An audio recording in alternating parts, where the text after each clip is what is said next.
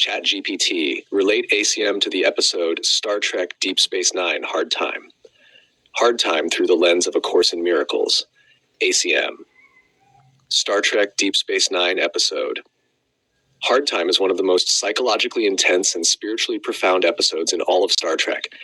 It tells the story of Miles O'Brien, who receives the implanted memories of 20 years in prison, even though only a few hours pass in physical time. Through the lens of A Course in Miracles, the episode becomes a powerful exploration of guilt, memory, trauma, self-condemnation, forgiveness, and the difference between what happened and the meaning the mind assigns to what happened. At its heart, the episode asks, can a memory imprison us even when the event itself is over? ACM answers, only if we continue choosing it as our teacher. The prison of the mind. The most striking aspect of the episode is that the prison no longer exists. O'Brien is physically free, yet he continues suffering. Why? Because the prison has moved into the mind. ACIM teaches that suffering is not caused by circumstances, but by the interpretations and memories the mind continues to hold. The episode brilliantly dramatizes this principle. Time and memory. 20 years of experience are implanted in a matter of hours. The body experiences only moments. The mind experiences decades. ACM teaches that time is a construct of the mind.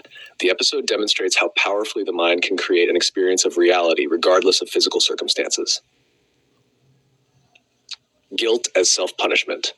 At the center of O'Brien's suffering is guilt. He believes he has done something unforgivable. The ego survives through guilt. It continually tells us, you have sinned. You deserve punishment. You are not innocent. ACIM teaches that guilt is the primary weapon of the ego. The episode shows how devastating guilt becomes when it is believed.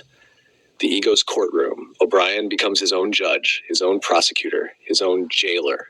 The ego always conducts internal trials, constantly reviewing evidence, constantly proving guilt. ACIM teaches that forgiveness ends the trial altogether. The episode beautifully illustrates the exhaustion of self-condemnation. Tasher, the illusion of separation. In prison, O'Brien experiences extreme isolation, loneliness, abandonment, disconnection. ACM teaches that separation is the fundamental error.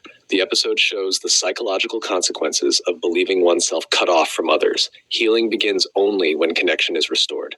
The need for help. One of the most moving aspects of the story is O'Brien's inability to heal alone. He needs support, friendship, understanding. ACIM teaches that healing occurs through joining. The ego isolates, the Holy Spirit joins. The episode repeatedly points toward the healing power of relationship.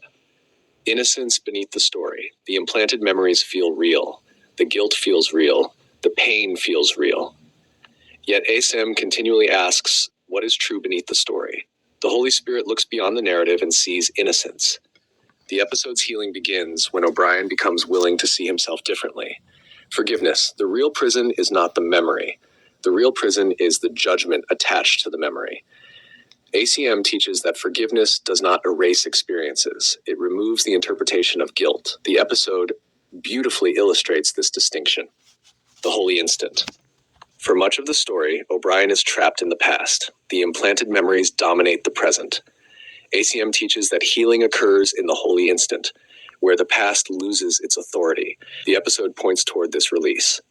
The central reflection, the ego watches Hard Time and asks, how can I escape what happened? How can I live with my guilt? How can I survive my past? The Holy Spirit watches Hard Time and asks, am I willing to let innocence be true? Viewed through ACM, the episode becomes a profound lesson about guilt, memory, and forgiveness. The prison symbolizes the ego's thought system. The implanted memories symbolize the past we continue carrying. The deepest message may be, the ego imprisons the mind through guilt and memory. It teaches that the past defines us and that suffering is deserved. The Holy Spirit teaches that innocence remains untouched by every story, every memory, and every mistake. Freedom begins not when the past disappears, but when we stop using it as evidence against ourselves. Go to mwge.org to find full movie and commentary by David Hoffmeister.